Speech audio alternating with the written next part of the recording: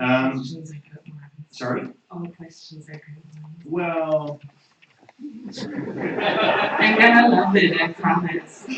all right. So, am I correct when I say that, in your opinion, VR games are more embodied than sitting behind a desktop playing a game? Well, correct is not the word that I would use. Um, no, I'm saying it's a different type of embodiment if you ask from my perspective, but there can be different interpretations, and I kind of like the space where it's not clear, but where we actually use that then as a mode of reflection. So I would say desktop games are just differently embodied because the affordance is that you have your hands there and cannot and have the restriction there. But then if you have VR games with a controller, there's also like a limitation in how you can move in that space and what kind of embodied reactions are possible and what that means. So in the paper we go into detail what that means for affect and what that means for actions. Maybe that's then more helpful. Could you maybe There's another say a little bit question. about that? Oh. Okay, good. I just Yeah, you said there's in the paper there's more about that, but I'm already curious right now. So, could you tell me a little bit about it already, or is that too much? now have it open. More like to check if I've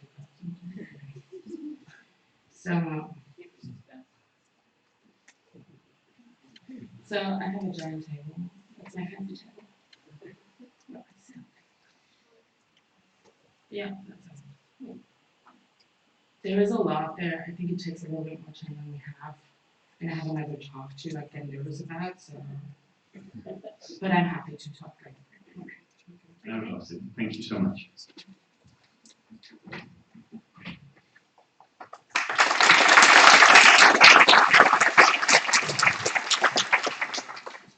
Thank you. Next up, we have software engineering practices and methods in the game development industry.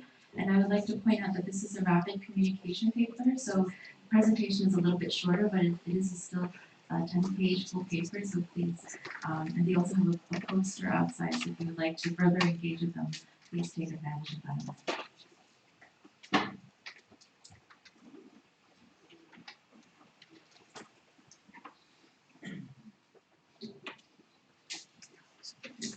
Okay, good afternoon, everybody. So I have changed the title a little bit to Agile Software Engineering Practices in the New Zealand Game Development Industry. So this talk is specifically about our study of the New Zealand games industry. As you probably can see from the font size of the names, the main contributor of the research is Timothy McKenzie, and I'm Simon Herman, and I'm giving the presentation. So the New Zealand games industry is doing quite well. Last year, the New Zealand games industry increased by about 43%, and now we have around $143 million of revenue in New Zealand. So New Zealand is a relatively small country, so it's quite significant. There's a lot of games that are created in New Zealand. Some of them are doing quite well. Path of Exile is one of the most famous games. The company itself was recently bought by a Chinese conglomerate. But we also have some companies that are doing mobile games, for example, Into the Depth 2, or Depth is a Royal Battle Royale game, which actually was famous already before Fortnite came out. And some of our companies are also doing some outsourcing work, so they are working for companies like Disney and something like that. We have two main conferences in New Zealand, Play by Play and the New Zealand Game Development Conference. I'm normally attending those conferences, and there are panel discussions at those conferences, and there's also Studio Wars meetings, and almost every year it comes up that the graduates in the New Zealand games industry that they can hire are not good enough. There are some issues with the soft skills, with the development skills, and so forth. And the New Zealand Game Development Association also points out that there's a rapid and massive shortage of skills in the graduates in New Zealand that the New Zealand industry universities are producing. So, we now know that there's a shortage of skills, and there's also and the companies are not happy with the quality of graduates they get. But how can we solve that? So this actually brought me to the idea, let's actually study companies and see what they're actually doing when they create games. And from a software engineering point of view, that's used to be my background some time ago. I'm actually trained as a software engineer. So we have the following problems. What we know is there's a little bit of research out there that actually looks into the game development industry software engineering practices, mostly in different countries, not in New Zealand. And we also know that New Zealand game development industry has some challenges in how to create games. What we don't know is actually what their real practices are, what they're actually doing, and we also don't know if they are actually perceiving themselves as agile and so forth. So we have two research questions. To what extent do game studios use agile software engineering practices, or do they actually use them at all? And how do studios perceive themselves? Do they perceive themselves as using agile practices or not? So the entire project was, roughly speaking, one university year project. We did a literature review, we then did a national survey. So we tried really to cover the entire New Zealand game development industry, which is, New Zealand, I think it's reasonably possible because it's relatively small and everybody knows everybody in the New Zealand games industry, so you actually see representatives of all companies at the National New Zealand Game Developer Conferences. And they also have a Slack channel with around 1,500 people on it, which is probably almost everybody who's doing games in New Zealand is on the Slack channel. So we can reach quite a lot of people just through digital media. And we also did interviews following up with some representatives of the biggest studios. And finally, we wrote the report. 1 minute. So there's a lot of background research. I'm not going into there. Finland did a lot of research. Austria did a little bit of research on the actual practices. We also have software engineering research that looked into what agile practices were done, so forth. So we came up with a very long survey, 300 actually software engineering practices. We had to cut it down to the 5 core practices that actually software engineers are doing. We still have around 100 questions at the end. And we sent out this question to all the biggest companies. So our inclusion criteria was that the projects are at least 5 or more people. What we found, every single studio said they're using Scrum, the Agile framework. Some of them said they're also using Kanban. Some of them said they're using also feature-driven development. This is a quick overview about all the practices. This is Scrum. So if somebody is interested in game development, this is what actually all companies in New Zealand are using. They are planning to use Scrum. Scrum has a couple of events, procedures, roles, and so forth. You can see more at the poster if you want, or read the paper. This is now a little bit of an overview about the findings of the questionnaire.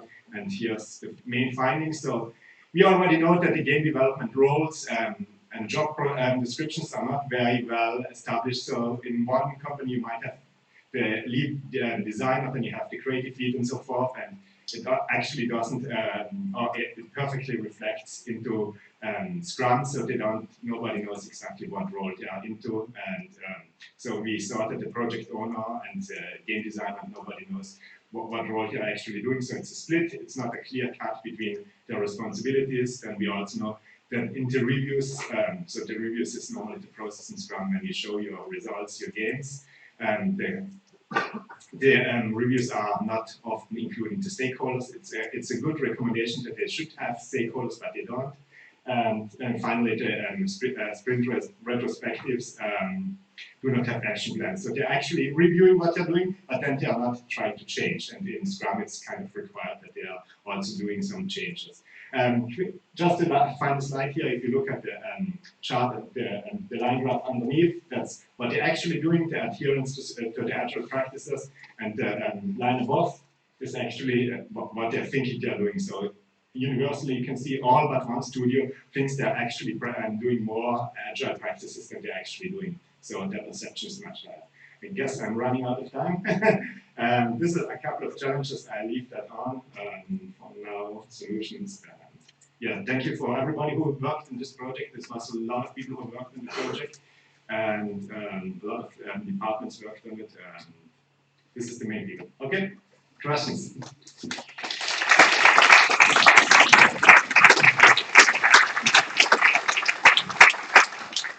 Thank you. We have time for one question. One question? Again, please feel free to interact with the poster after this. Thank you.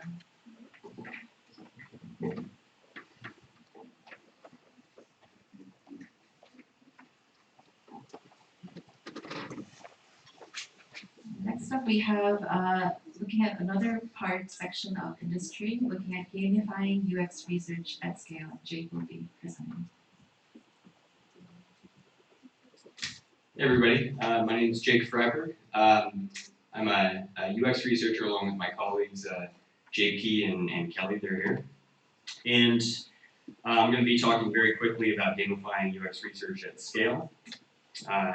We oftentimes leverage conferences for research because they're great places where there's lots of domain-specific participants such as yourself, and you congregate and you have these conferences, and so they're great opportunities to learn about what you're working with and for conducting UX research. One of the challenges can be, though, that there are many different activities that vie for attendees' attention. And so in our case, we were looking at the Build conference, and this is a conference that focuses on Microsoft developer tools. 5,000 attendees come from all over the world to discuss and to learn about the latest technologies. And we really wanted to maximize our research reach here. And our goal was to increase feedback and engagement by going beyond just direct compensation of giving swag or some sort of a drawing, and actually include some sort of gamification to try to bring more people into that research loop. So we engineered a multi-step gamified research activity that involved an initial engagement with attendees where they would visit the booth, and we would then inform them that they had different options for playing the game and earning tokens, one of which was an unmoderated study that they could do, and you can see these this bank of machines where they could do these unmoderated studies and earn tokens. And the other option was to actually do a scavenger hunt that we called Booth Quest, so we would give them these cards here, and then they could go to the different product booths that we work with, and go and ask them a question and earn a token in exchange for asking that question. Also have a conversation and connect with the product teams. And if they did that booth quest, they could then come back and do an unmoderated study at the machines that we had talked about previously and earn more tokens there. And at that point, they had a choice whenever they did an unmoderated study to compete on a leaderboard. So we had an element of competition to try to inspire more engagement with the research activities. And you can see it was prominently displayed at our booth. You can see the participant here is very happy about his placement on the board. And all roads led to the final compensation module of exchanging the tokens for prizes. In this case, we had t-shirts and other bits of swag. And so by incorporating these elements of gamification in terms of the game aesthetic and also the currency and the competitive elements, we had a few key learnings out of this, one of which was that the product teams actually, they embraced an element of gamification themselves and started competing with each other to try to get customers to take their product-specific surveys and engage with them. And beyond that, we also found that the currency itself became a prize. In terms of the tokens were desirable enough that attendees indicated they were going to keep them, and we actually ran out partway through, and we needed to replace them with another type of currency. And so that's actually something that can be leveraged, is that the currency in the game actually translates to real value, we found through this experience. And then, not surprisingly, we also encountered some difficulties where we needed to make on-the-fly changes. And so one of the learnings is that really thinking about what might go wrong and what you might need to change is something worth considering, and building in some customizable study control modules as a result. And then both figuratively and literally, we encountered noisy data in terms of the unmoderated studies. The Speak Aloud protocol used in some of those it was audibly noisy. And then also we had noise in the data from participants that were bad actors, essentially, that wanted to game the system and didn't really give us useful feedback. This was a small amount and was something that we kind of expected going in. And then there is a potential sampling bias here when you're taking this approach in terms of going beyond direct compensation to try to inspire engagement in research activity by adding in competition and the game aesthetic and the currency component. You're possibly motivating those beyond that direct compensation that might be inspired by that direct compensation. And so we think that this actually broadens the pool of participants that would join in on the research activity and gives us a better diversity of participants in that activity. So thanks for your time on this. And I'm also conducting research on Visual Studio tools for Unity. And so if you have any comments or thoughts about Unity, I'm happy to talk to you about this. So I'm actually conducting research at this conference as well. And then we've also got our poster. You can talk to Kelly or JP. They're here as well. And thanks for your time. Anybody have any questions?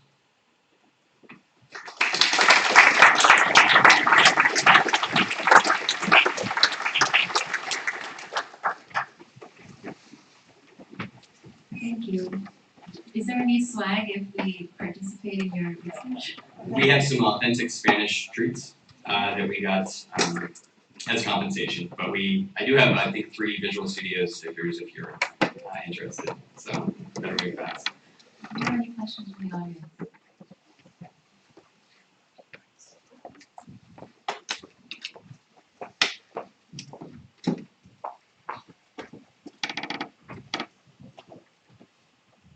Hi, Dmitry Alexandrowski from University of Bremen in Germany.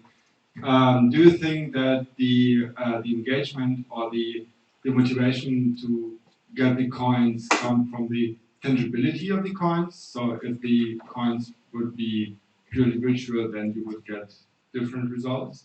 I think there was a physical component to it. They were poker chips, which were quite pleasing in a tactile way. So I think that did contribute to it. If they were virtual coins, I'm not sure if we would have gotten the same amount of engagement, but there's no way of knowing without trying.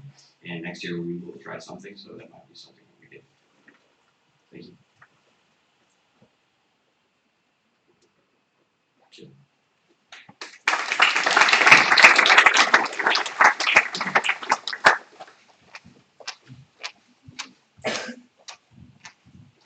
So before we have our next presentation, I'd like to honor this authors with an honorable mention award.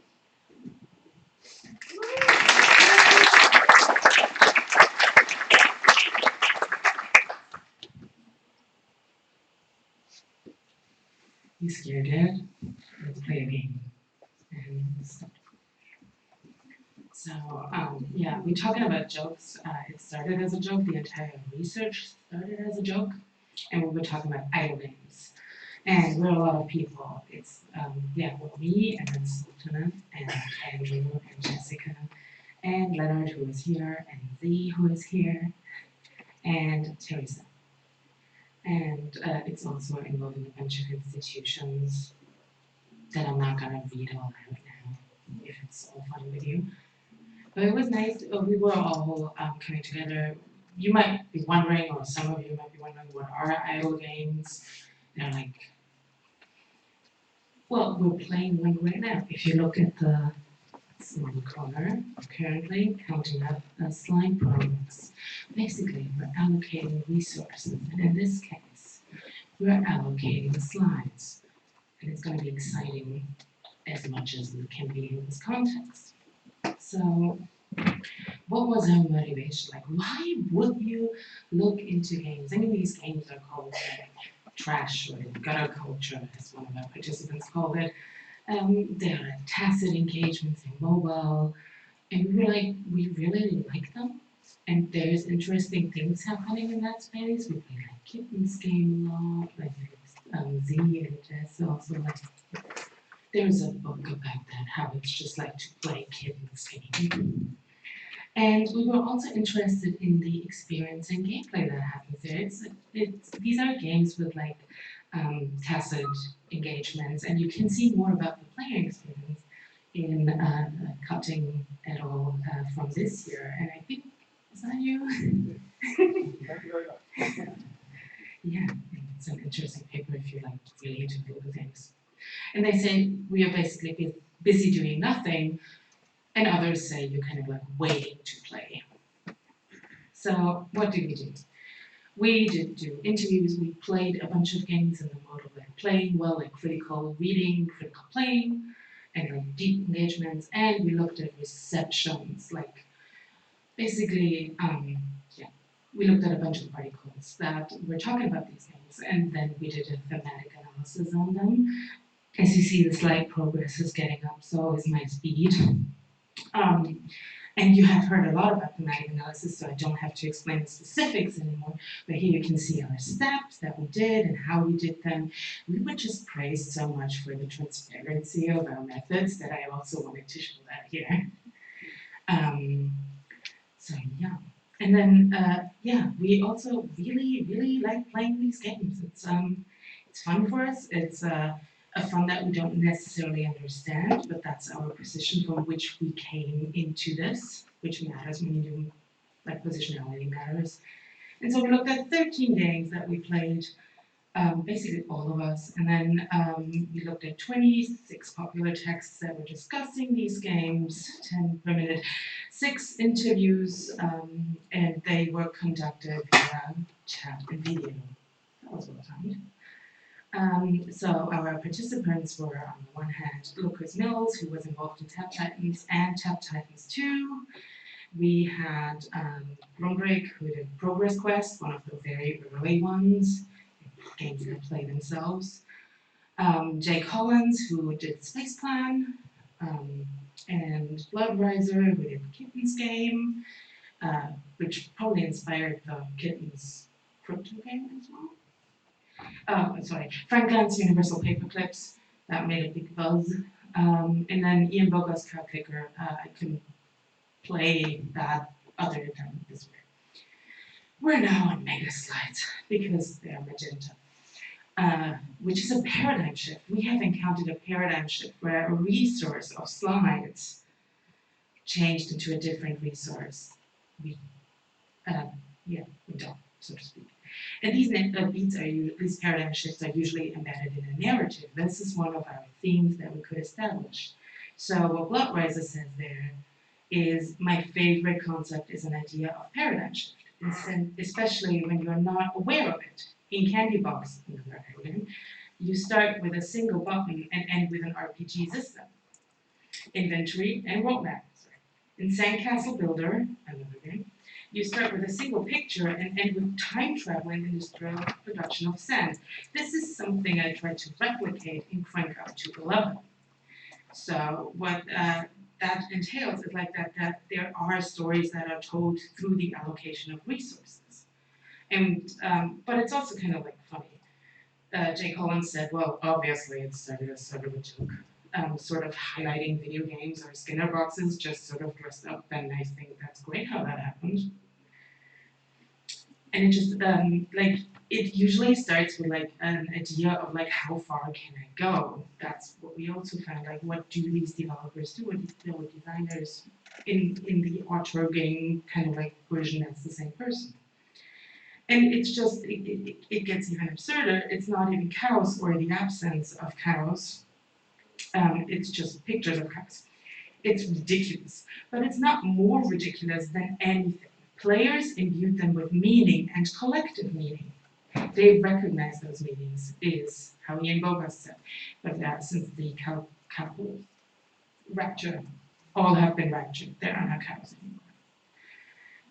So you play with the absence of cows. And also personal play was a motivator for design. Frank Glantz said, I wanted something simple to execute because I started Universal Paperclips as a kind of an exercise in programming, improving my programming skills, and I'm not a great programmer, so I wanted something simple, and I did reverse. Because time. But like essentially, yeah, he said he wanted something simple, and he realized very fast it got more complex than that. And now you have a side note. So his wife did the math. One of the reasons why I started working on kittens was because I was sick of games like Puppy Clicker or Something Clicker, set of Blood Riser. So what we see is also that a lot of these enthusiastic designers are playing these games and then use the scent as a motivator. They're like, there could be something different there. I want to create something different. So it comes from that they engage with these games. And then people are also trying to be careful. Like Jake Collins said, of course it is by nature so addictive. I just summarized.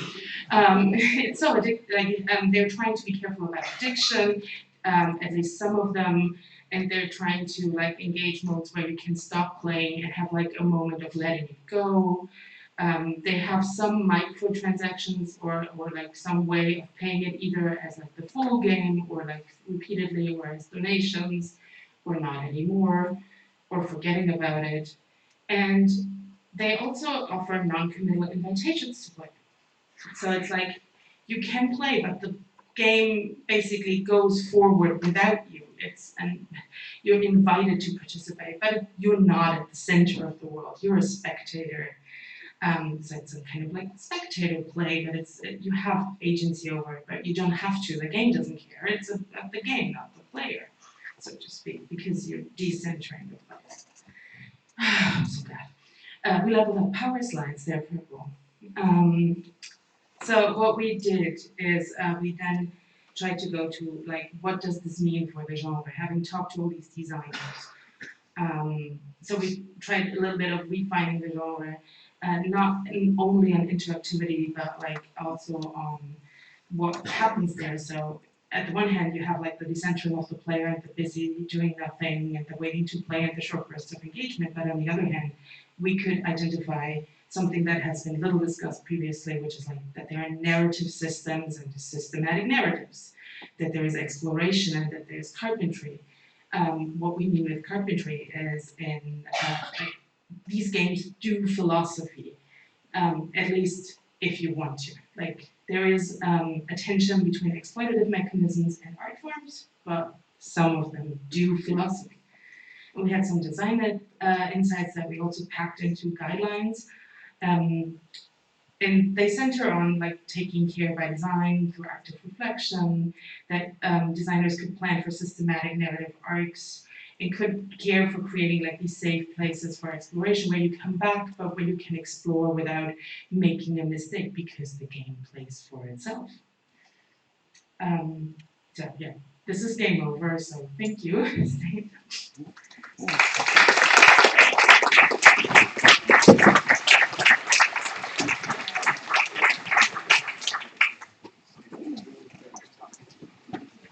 Thank you, and congratulations again for the honorable mention.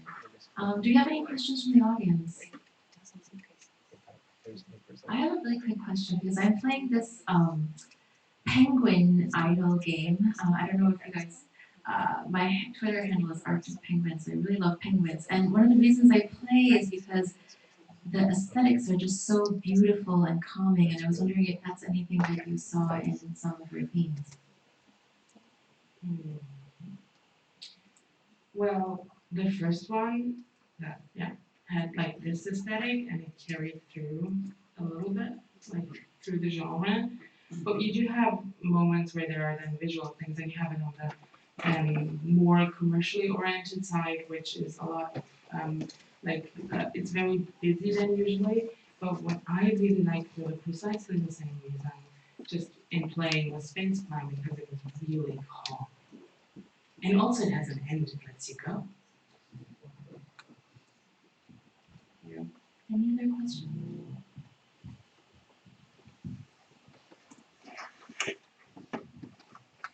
Adrian Schneider from Queen's University, and I was wondering, it seems like it's kind of a fuzzy logic, like semi-relatedness, but games where you have to wait for points to rack up before you can do anything, but when they're not racking up, the game itself is idle. So would that count as partly an idle game, or is that does that not fall under the umbrella?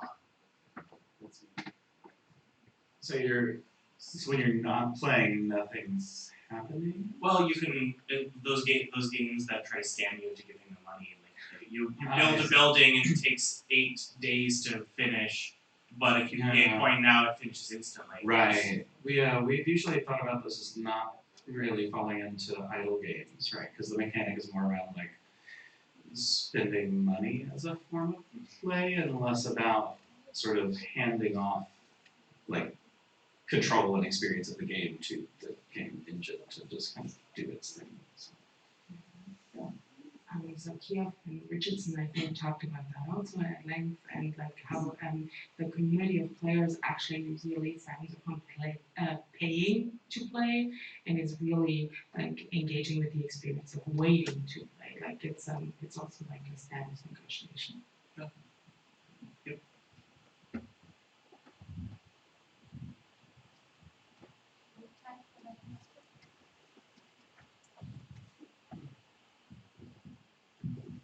Hi, Oliver Charles from the University of York. I was just wondering if you had any figures off the top of your head of how popular these games are. I was just curious. No, that was not something that I was interested in, and so I didn't let anyone else. Oh, mention it? yeah, maybe I think there may be numbers. There might be numbers in the paper because I feel like we may have had to like justify that to reviewers at some point. As to like why it mattered.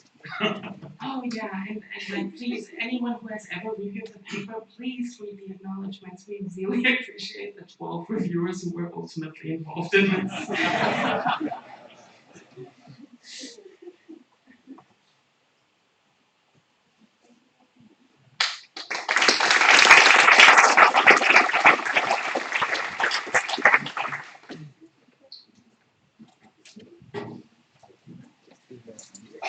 Our final presentation for the day is about peer feedback processes in the game industry, and Eric will be presenting on behalf of his team.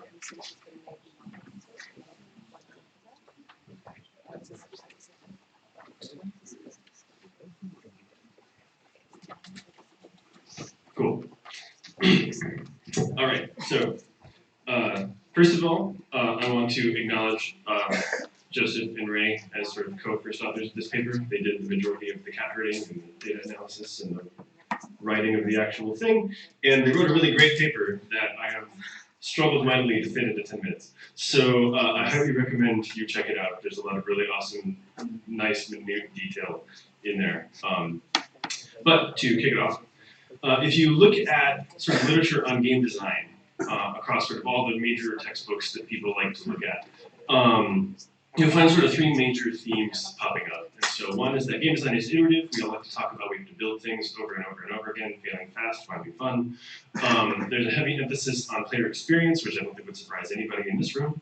And there's also a heavy emphasis on the major interdisciplinarity of game design, and that most game design is done by more than one person, and in fact, usually many people of diverse backgrounds and perspectives.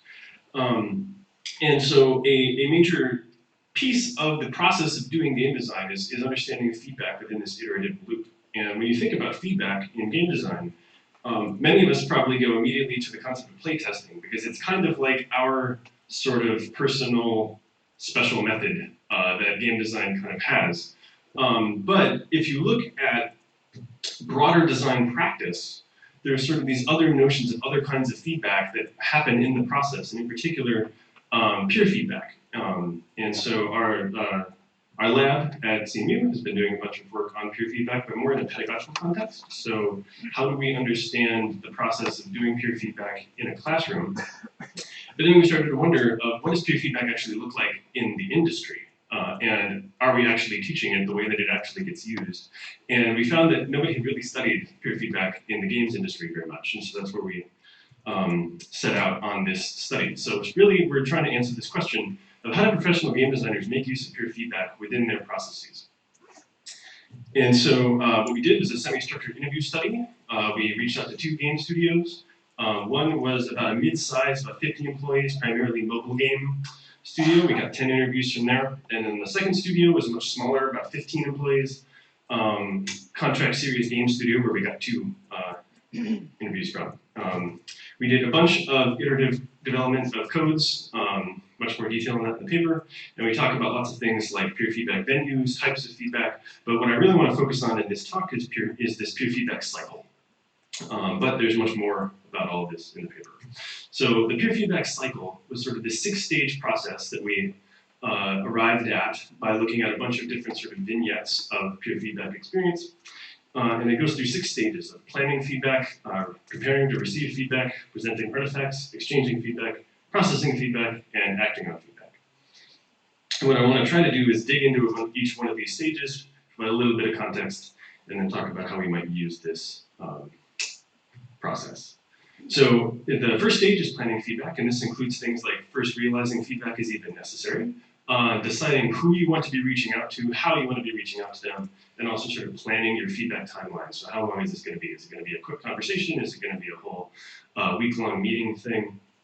And so a representative quote is, I try to schedule it so that even if it's myself and the head of the design team, and like the designers of that game specifically will participate. So they're thinking about who's going to be in the room, who am I going to reach out to? And we saw some interesting differences in this based on who was initiating the process. So if a feedback receiver was initiating the process, they often had a goal in mind, even if they couldn't articulate it. They kind of knew what they were getting into. But there were some interesting distinctions when other people start the process. So feedback providers can start off things, and they often seem disruptive. So a random passerby saying, hey, maybe you should look at this part of your art. But there were also people that valued that kind of insight because it had no context whatsoever about where the game was in its current process, and having that kind of non sequitur feedback can sometimes help them break creative roadblocks. And then when third parties, like managers, higher-ups, would initiate feedback, that was often seen as like an obligation. You have to participate because your boss said so. But there were some people who appreciated that those higher people might actually have broader context on where this game needs to be at like the studio level in terms of timeline. The second stage is preparing to receive feedback, and we distinguish this one from planning as essentially this is the concrete actions to facilitate feedback. So this is things like creating initial builds that you might send to somebody, maybe creating surveys that you might give to your team, and also reaching out and doing all the logistical planning and such if that's necessary. And so classic representative quote of this is, I send the build via link, I post that in Slack, send out an email, and that's for the company meeting, and then create a document that anyone could access so they could write their feedback on. It's a particularly well-organized person. Then the next stage is presenting feedback. This is where they share materials to be viewed, and this could be anything from just dropping a piece of art in Slack and saying, hey, take a look when you get a chance. Could be actually having a formal presentation with slides and everything and like a pitch process. Or it could be sort of reaching out and doing like a formal testing internally. And an interesting note that we saw at this stage was the quality of presentation could often affect the quality of feedback that would be received, and designers were very conscious of this.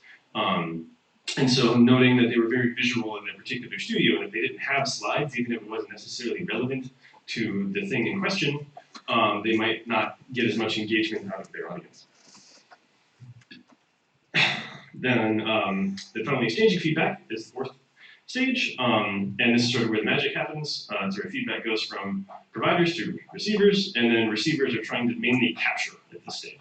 And so a representative quote is, we'd all play in a space together and then just give free-form feedback with anything that comes to mind. And if we're looking for something specific, we might call it out. And as somebody that has been running one of these sessions, I just have a notebook just writing down things like crazy. And there was a lot of comments at this stage of sort of the social impacts occasionally of peer feedback, where people would potentially start giving the same kinds of notes or the same kinds of ideas because everybody else was. And then also noting that there's sort of interesting potential power dynamics of more junior employees might ignore some feedback or might not be as aware of what is worth paying attention to. I'm trying to speed up. Actually, I should probably. So the fifth stage is processing. So this is where feedback is digested, collated, might be revised, might be translated from physical notes to digital. And also where things like judgments are being made. Is that valuable? Am I going to ignore that? Stuff like that. So representative part of that. The next thing I was doing was processing all that information and coalescing it into good action items and takeaways and ways that we can improve the game that we're working on. And a really interesting thing that we noted here is while most of the rest of the stages have sort of variations in formality, so they have informal methods and formal methods, the processing stage was almost exclusively informal and very rarely had sort of an explicit process defined at a studio level or at a team level. And we thought that was kind of notably interesting. And then finally, the sixth stage is acting on feedback. So this is where you execute on the decisions you were made. You might change something, maybe the whole thing, maybe a little thing, maybe nothing at all. And you also might completely scrap your game. So basically I ended up redesigning the app icon to match more visual style, but still have some of the heart of the concept that I came up with beforehand. Or occasionally we throw it out and just completely change everything based on feedback. And it's hard when it happens, but it does happen sometimes. And so it's a bit of a whirlwind. There's a lot more detail on all those different stages in the paper. I highly recommend you check it out. Overall, we had this process, and so I wanted to give a couple quick insights about how we might use it. And so we've been talking about potentially using it to drive intervention design. So for example, in the planning stage, creating digital feedback portfolios that could help curate feedback given by people in the past and help you select who's going to actually be on your team. For exchanging feedback, you could provide guiding questions to sort of target the feedback that's going to happen within a particular session towards specific needs. And then in the processing stage, formalizing that process that to the moment is currently not formalized, and also better understanding how we might structure those. And then another thing we've been thinking about is what kind of outcomes do we want to be looking at if we're looking to do interventions at these different stages and different parts of the process. So we're looking at game success, so we're looking at employee satisfaction, are we looking at player experience and how the happier game designers create more fun games. And then two other pieces of quick future work. One thing you might have noticed is we sort of have a small and a medium-sized studio, but we have no idea what the indie context looks like. When you're a team of 2 people, who is a peer? Is it just the other person that works for you? Do you go to a community? And how does that kind of play into this kind of cycle? And then the other one that I would love to solve, if anybody here is willing to get their legal department angry, is the AAA scale. We've tried, it's very hard. But how does scale of a studio really impact these kinds of processes when like your art department is the size of one of these studios we talked to? And also, it was notable in the 2 studios we talked to, we didn't hear a lot about crunch, just didn't really happen at these kinds of studios, but we know that it's a thing that does happen. And it would be great to know, like, does feedback get thrown under the bus when crunch has to happen? And we just don't have insight on that. So if anybody would like to help me get into a AAA studio, let me know. But with that, I'll thank you and take questions.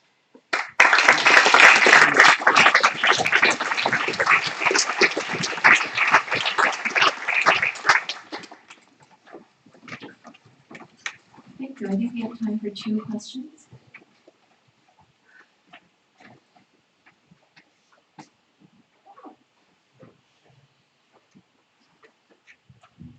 So maybe Sam Herman, University of Canterbury, New Zealand. So maybe I have missed it, but the type of feedback that you're asking for is mostly for an individual. Is that correct? It's not like a group is presenting and then they get feedback. We defined it as feedback on a work product, and whether or not it was a team pitching to the whole studio or one person like pitching to their neighbor, we didn't really make a distinction. And so the vast majority of what we saw was more that kind of drive-by, talking to your neighbor kinds of feedback. So if I had to give it a number of what was more common, I would say that. But it was usually being received by at least one person, but sometimes there were like multiple people in a team, and like one was taking notes while one was fielding questions. So there was a bit of a difference there. Okay, just a small follow-up question. Did you have any programmers who were searching for feedback? And in software engineering, there's like the formal process of peer review and something like that? Yeah, so we didn't have any software engineers by design.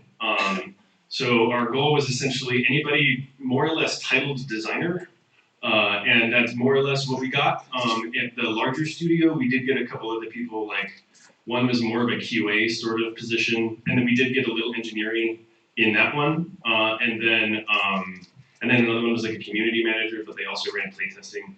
So there was a bit of like multi-hat wearing that we did experience, but we didn't talk to any specific devs, but it would be good to think about how the broader studio also is affected by this.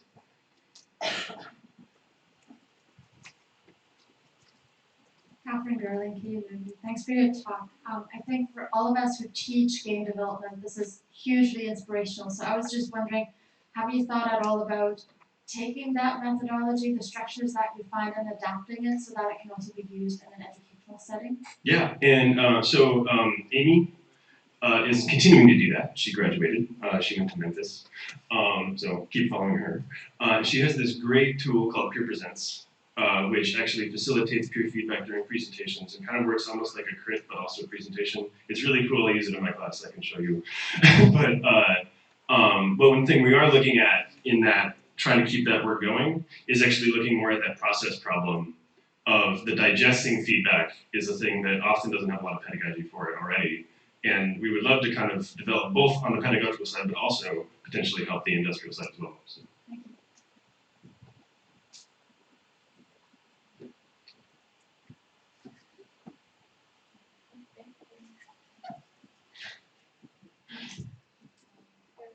No questions, thank you very much.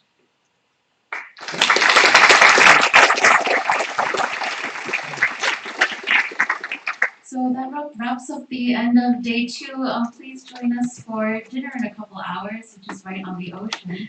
And hopefully I'll see you tonight or tomorrow morning. Thank you.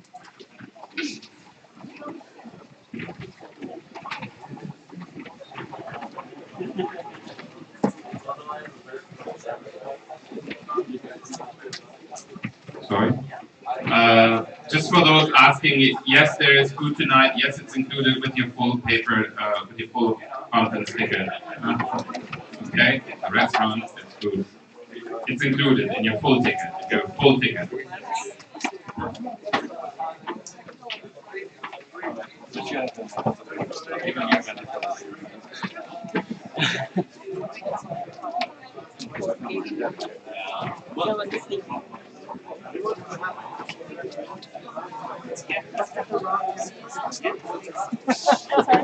I noticed that, and that almost happened. Yeah. So I'm super close to the wrong.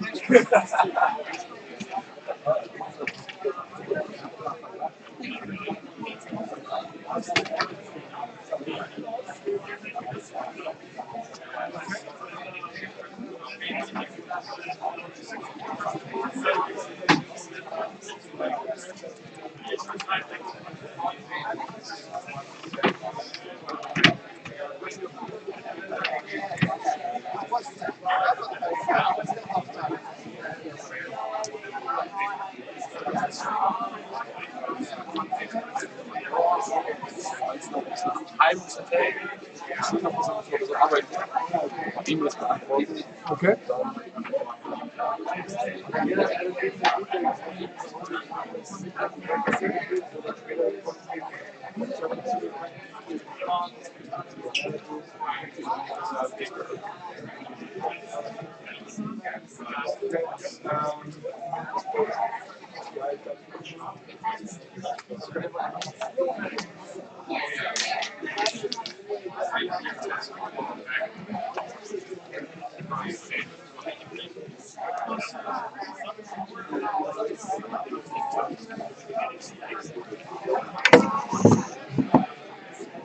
Nice talk today, by the way.